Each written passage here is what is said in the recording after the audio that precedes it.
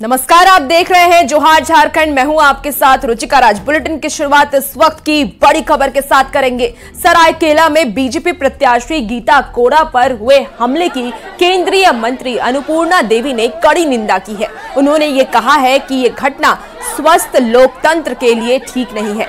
इस हमले के पीछे जो भी असामाजिक तत्व शामिल हैं, उन पर कड़ी कार्रवाई होनी चाहिए।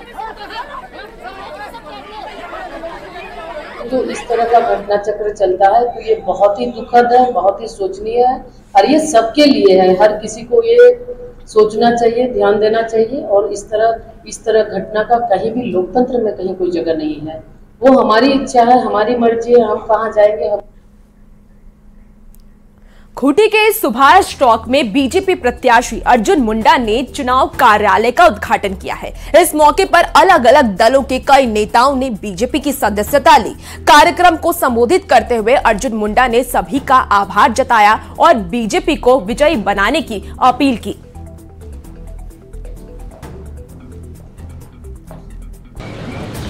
खूंटी एक ऐसा केंद्र और इस कार्यालय की विशेषता रही है कि यहाँ से हमने भारतीय जनता पार्टी के कार्यकर्ता के नाते इतिहास गढ़ने का कई बार कार्य किया है। गढ़वा में बीजेपी कार्यकर्ताओं की बैठक में बीजेपी प्रत्याशी वीडी राम को 6 लाख वोटों से विजयी बनाने की अपील की गई। बीजेपी नेता सत्येंद्र नाथ तिवारी ने कार्यकर्ताओं का हौसला बढ़ाते हुए ये कहा है कि मोदी जी के संकल्प को पूरा करने के लिए हर कार्यकर्ता जी जान से जुट जाए। तारीख से एक दिन नॉमिनेशन को छोड़ दीजिए, बाकी अनवरत अपने गढ़वा रंग का विधानसभा के हर गांव, हर पंचायत में मैं मोदी जी के संदेश को पहुंचाऊंगा। यहाँ वर्तमान जो अराजकता है, यहाँ का मंत्री जो लूट खसोट चोरी में संलिप्त है, उसको मैं उजागर करूंगा। बीजेपी प्रवक्ता प्रतुल शाहदेव ने रामगढ़ में मोदी सरकार की उपलब्धियां गिनाई है। उन्होंने गीता कोड़ा को बीजेपी में शामिल कराने के सवाल पर कहा है कि गीता कोड़ा भ्रष्टाचार के खिलाफ हमेशा आवाज उठाती थी, इसलिए उन्हें बीजेपी में लाया गया। साथ ही उन्होंने जेपी पटेल के कांग्रेस में चले जाने को अवसरवादी करार दिया है। देखिए, एक तो पटेल साहब अच्छे नेता हैं, लेकिन इतनी उनको पार्टी ने बहुत कम समय में सम्मान दिया, सचेतक भी बनाया, जबकि हम विश्व की सबसे बड़ी पार्टी हैं। अच्छा फ्यूचर था उनका, लेकिन वो जल्दबाजी में गलत डूबती नाव में सवार हो गए। तो अब डूबती नाव में सवार होगा जो कोई, तो उसको हम कितना रोक सकते हैं। अगर उनका डूबना ही राजनीतिक रूप से लिखा था तो वो उसी नाव पे सवार हैं। बीजेपी के प्रदेश मंत्री सुनीता सिंह ने पार्टी के संकल्प पत्र को विकसित भारत की गारंटी करार दिया है। लोहरदगा में उन्होंने ये कहा है कि इस संकल्प पत्र में सभी वर्गों का ख्याल रखा गया है। साथ ही आने वाले 5 साल में किसान, युवा और महिलाओं को सशक्त बनाने पर ध्यान दिया गया है। कोशिश कर रहे हैं और हम आपके माध्यम से झारखंड की जनता को ये बताना चाहते हैं कि हमारी पार्टी पिछले 10 वर्षों में जो मोदी की गारंटी के नाम से हम लोगों ने योजना को चलाया, जिनको धरातल पर लागू किया, वो किसान के क्षेत्र में, युवाओं के क्षेत्र में, महिलाओं के क्षेत्र में, गरीबों के क्षेत्र में, उन योजनाओं को अगला 5 वर्ष में और भी मजबूती प्रदान की जाएगी। कांग्रेस के कार्यकारी प्रदेश अध्यक्ष बंधु तिर्की चाईबासा में जेएमएम प्रत्याशी जोबा मांझी और कांग्रेस नेताओं के साथ बैठकर चुनावी रणनीति पर चर्चा की है। साथ ही उन्होंने गठबंधन की उम्मीदवार जोबा मांझी की जीत सुनिश्चित करने के लिए हर एक कार्यकर्ता से जुट जाने का आह्वान भी किया। उन्होंने कहा कि हमारी सरकार बनेगी तो आदिवासियों का जो रिलीजन आइडेंटिटी है, हिंदू, मुस्लिम, सिख, ईसाई का जो जनगणना कोड, ये सरना कोड को देने की बात आदरणीय राहुल गांधी के द्वारा कहा गया है। हमारे जिला अध्यक्ष एक संयुक्त रूप से आज बैठक होगी और इस बैठक में आगे का रणनीति हम लोग इस तरह से चुनावी रणनीति तैयार करना है, इस पर अभी हम लोग का बैठक होना है। जो गठबंधन ने तय किया है, हमारे महागठबंधन ने जो हमारे सिंहभूम के लिए जो प्रत्याशी दिया है, उस पर हम लोग पाल करेंगे और पाल करके उसको संसद हम लोग दिल्ली भेजने का काम करेंगे। अब खबर धनबाद से है, जहां जेएमएम के गिरिडीह से लोकसभा प्रत्याशी मथुरा महतो ने मजदूरों के बीच जनसंपर्क किया है। उन्होंने मजदूरों की समस्याओं पर चर्चा की और उनसे जन समर्थन भी मांगा। मथुरा महतो ने गिरिडीह से जेएमएम की जोरदार जीत का दावा भी किया। और फिर इस बार सहयोग मिला है कि लोकसभा के प्रत्याशी बनाए गए हैं साझा, तो हम मजदूर के समझ आके अपने बातों को रख रहे हैं और पूरा समर्थन मांग रहे हैं कि मजदूर हित में आप लोग हमको मत दें, और इसे मिलना जुलना ये कार्यक्रम है। खूंटी लोकसभा क्षेत्र में चुनाव प्रचार का दौर तेज होता जा रहा है। कई गांवों में अभी भी ग्रामीण नेताजी को उनका पुराना वादा याद दिलाने के लिए इंतजार कर रहे हैं।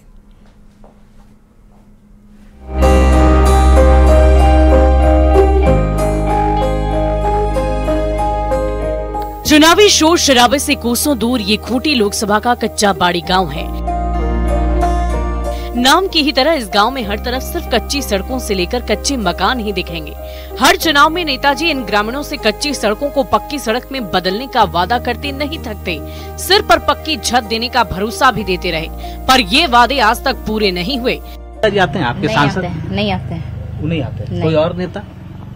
कोई नेता नहीं आते हैं इधर। वोट के समय? वोट के समय तो बहुत आते हैं। फिर तो वोट आ गया। वोट आ गया, अब आएंगे। कब है चुनाव, पता है आपको? नहीं पता है। मिट्टी का घर है। आपका भी? मेरा भी मिट्टी का घर है। क्यों भरते नहीं है? भरते तो हैं, 2-3 बार भरे हैं, लेकिन आता नहीं है। तो ये लोग क्या बोलता है, मुखिया पूछते नहीं? एक बार तो आया था, मेरा ससुर का नाम से भी आया था और हम लोग का नाम से भी, तो 2 को एक ही घर में नहीं देंगे बोले, काट दिया। और आपका विधायक को कभी देखे? नहीं देखे। ये लोग चुनाव में आता है कि? आता है चुनाव में। और उसके बाद नहीं? उसके बाद कहाँ है? कभी नहीं। कभी नहीं। इन्हीं टूटी फूटी सड़क पर चलकर ये ग्रामीण जंगल से लकड़ी लाते हैं, उससे चूल्हा जलाते हैं, तभी खाना पकता है। मनरेगा के सिवाय रोजगार का और कोई जरिया नहीं है। परिवार का पेट भरने के लिए बेरोजगारों को दिहाड़ी पर खटना पड़ता है। मरीजों के इलाज के लिए सालों पहले पीएचसी की ये बिल्डिंग तो बन गई, पर कभी डॉक्टर साहब नहीं आए। इसी वजह से पिछले 3 साल में पीएचसी की इस बिल्डिंग में आंगनबाड़ी केंद्र चलता है, जहां गांव के नौनिहालों को ककहरा सिखाया जाता है। आंगनबाड़ी केंद्र बनाए हैं, स्वास्थ्य केंद्र पहले था। अच्छा, उसका डॉक्टर नहीं आते हैं। आंगनबाड़ी बनाते हैं? हाँ, आंगनबाड़ी बनाए हैं। क्यों? आंगनबाड़ी का भवन? आंगनबाड़ी का भवन नहीं है, इसी से स्वास्थ्य केंद्र में ही हम आंगनबाड़ी केंद्र चलाते हैं। खूंटी लोकसभा रण हमेशा से दिलचस्प रहा है। 2019 के चुनाव में इस सीट पर हार जीत का अंतर महज 1400 वोट का ही रहा, पर विडंबना इस बात की है कि ये ग्रामीण आज तक अपने विधायक और सांसद तक को नहीं जानते हैं। अब एक बार फिर चुनाव का मौसम आ गया है। अविनाश कुमार, न्यूज़ 18, रांची।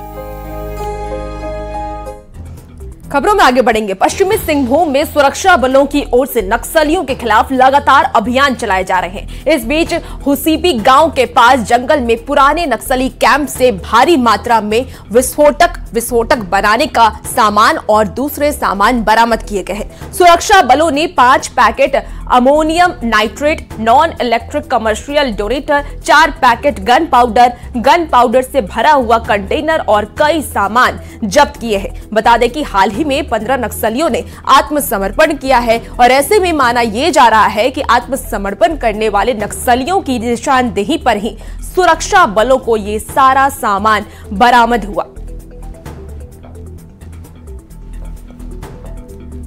खबर बोकारो से है, जहां वेलमार्क हॉस्पिटल में इलाज के दौरान एक मरीज की मौत हो गई है और इसके बाद मरीज के परिजनों ने अस्पताल में जमकर हंगामा किया है।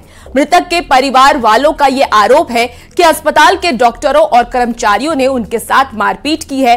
वहीं दूसरी ओर अस्पताल प्रबंधन का यह कहना है कि पहले परिजनों ने अस्पताल कर्मचारियों के साथ मारपीट की और कर्मचारी सिर्फ उन्हें समझाने की कोशिश कर रहे थे। हालांकि पुलिस ने मौके पर पहुंचकर बीच बचाव किया। फिलहाल मामले में जांच जारी है।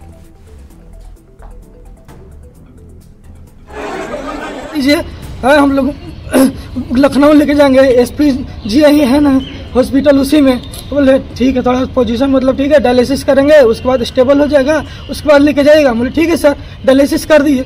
अब डायलिसिस में पेशेंट का जान चल जाएगा सर। अरे सबको हो रहा है डायलिसिस, मेरे पेशेंट का आपको पहले ही बोल देते तब नहीं करवाते डायलिसिस।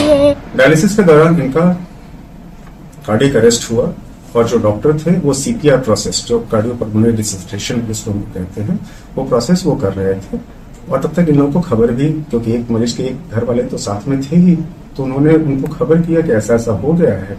तो वो लोग आए और उन्होंने देखा कि जो छाती को वो प्रेस करने की कोशिश कर रहे थे डॉक्टर, तो उनका अब वो इल्जाम है कि आपने उनका सीना दबा के, उनका गला दबा के जान मार दिया। हम लोग आए हैं, परिजनों का कहना है कि यहाँ के जो डॉक्टर्स हैं, चाहे जो चिकित्सा टीम है, उनके द्वारा लापरवाही बरता गया है, जिनके कारण उनकी मृत्यु हुई, जिसके कारण इन लोग हल्ला कर रहे हैं।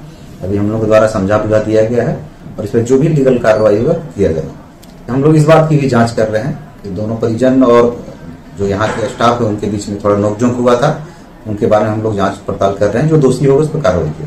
धनबाद में इन दिनों टीबी के मरीजों को अस्पताल से दवा नहीं मिल पा रही है, क्योंकि अस्पताल में दवा उपलब्ध ही नहीं है। ऐसे में लोग बाहर से दवाई खरीदने को मजबूर हैं। धनबाद में हर महीने 300 से ज्यादा नए मरीज आते हैं और अस्थायी तौर पर 1836 मरीज हैं। और आपको बता दें कि इनमें से 880 से ज्यादा ऐसे मरीज हैं जिन्हें अगर नियमित दवाई नहीं मिली तो उनकी जान को खतरा हो सकता है। ऐसे में सदर अस्पताल में दवा उपलब्ध ना होना बड़ी लापरवाही दिखाता है और धनबाद जिले के कई मेडिकल सेंटर पर तो दवाई पूरी तरीके से खत्म हो गई है।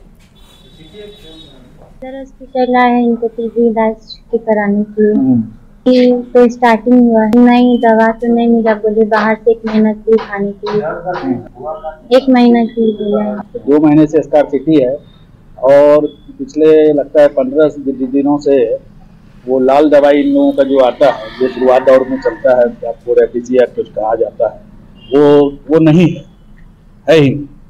और ग्रीन दवाई शायद है जो कि 2 महीने के बाद चलती है। टोटल धनबाद में नहीं 1886 पेशेंट रजिस्टर्ड है, जिसका दवाई चल रहा है, कुछ का 3FDC, कुछ का 4FDC। करीब 866 लोगों का 4FDC दवाई चल रहा है और बाकी का 3FDC दवाई चल रहा है। अभी तत्काल दोनों दवाई 10 दिन से अवेलेबल नहीं है। 3FDC का दवाई 1 या 2 डब्बा था पूरा मतलब जिला में, उसी से एक पत्ता करके सप्ताह में दे रहे हैं। इसीलिए हम लोग सारे को मेंटेन करने के लिए जो दवा आती है उसमें बांट के 1 सप्ताह 10 दिन का वो दे रहे हैं। अभी तक ये सेंट्रल टीबी डिवीजन से ही दवा आती है, तो उसके लिए हर जगह ये दिक्कत आ रही है और उम्मीद है कि 1 सप्ताह में इसका सप्लाई शुरू हो जाएगा। अब खबर पलामू से है, जहां पलामू के पांडु प्रखंड के कजरूकला पंचायत में मरूम मातू गांव में समुदाय विशेष के लोगों ने करीब 50 महादलित परिवारों को बेघर कर दिया है। मदरसे की जमीन से जबरन हटाकर उन्हें बेघर कर दिया गया। घटना के बाद मरूम मातू गांव राज्य ही नहीं देश स्तर पर सुर्खियों में बना है। आपको बता दें कि कई बड़े बड़े नेता महादलित पीड़ित परिवारों के रहनुमा बनकर आए थे और हर संभव मदद देने का आश्वासन भी दिया था, मगर आज तक उन्हें कोई मदद नहीं मिली। पीड़ित परिवारों के हालात का जायजा लिया है संवाददाता नीलकमल ने। खंड के मुरू मातू गांव के महादलित परिवारों की हालात आज भी जस का तस है। आज भी प्रशासन ने जो उनको आश्वासन दिया था कि उन्हें घर दिया जाएगा, उन्हें जमीन मुहैया कराई जाएगी, मगर आज भी उन्हें ये सब कुछ नहीं मिला। आज भी वो फटे हाल में रहने को मजबूर है। आप तस्वीरों में देख सकते हैं कि ये मुरू मातू गांव के वो महादलित परिवार हैं जो 30 नवंबर दिया था, इनके साथ मारपीट किया गया था, विशेष समुदाय के द्वारा इनके घर को उजाड़ा गया था और उसी दौरान इन्हें यहाँ पुराने जो पांडु का थाना भवन है उसमें शिफ्ट किया गया था। मैं तो घर दूरा सब मियाँ लोग गुजारा, वहाँ से गाड़ी पर सामान लादा, सब जंगल में ले आके बिक दिया था सबका। तब प्रशासन गया वहाँ से सामान लाना, तब यहाँ नान के पुराना थाना में शिफ्ट किया। फिर बोला कि आप लोग कुछ दिन गुजारा कीजिए, तो फिर कुछ न कुछ हम लोग उपाय करेंगे, घर दूरा बनेगा तो फिर आप लोग यहाँ से ले जाके वहीं फिर बसावल जाएगा। जो धरती पर से घर दूरा उजरा है वहीं फिर बसावल जाएगा, क्योंकि अभी तक लोग कुछ नहीं हुआ। कितना नेता कितना बहुत आदमी आया, कोई चाउर देके बुलवा लिया, कोई पैसा देके बुलाया, आप लोग खाइए रहिए, तो वह 1.5 साल हम लोग का खा रहे हैं। ये गुजारा हटा रहे हैं तो बाल बच्चा पोस रहे हैं थाना में बैठ के, कोई यहाँ भी तलक हम लोग झांकी नहीं मार रहा है। इनके नाम पर सिर्फ यहाँ पे राजनीति की गई है। आज तक ये महादलित परिवार आज भी वो आश्वासन का इंतजार कर रहे हैं, उन वादों का इंतजार कर रहे हैं कि कब पूरा होगा, जो इनके साथ राजनेताओं ने किया था और प्रशासन के लोगों ने किया था। नीलकमल, न्यूज़ 18 पलामू। और इसी के साथ रुकेंगे एक बहुत छोटे से ब्रेक के लिए, कहीं मत जाइएगा, जल्द हाजिर होते हैं।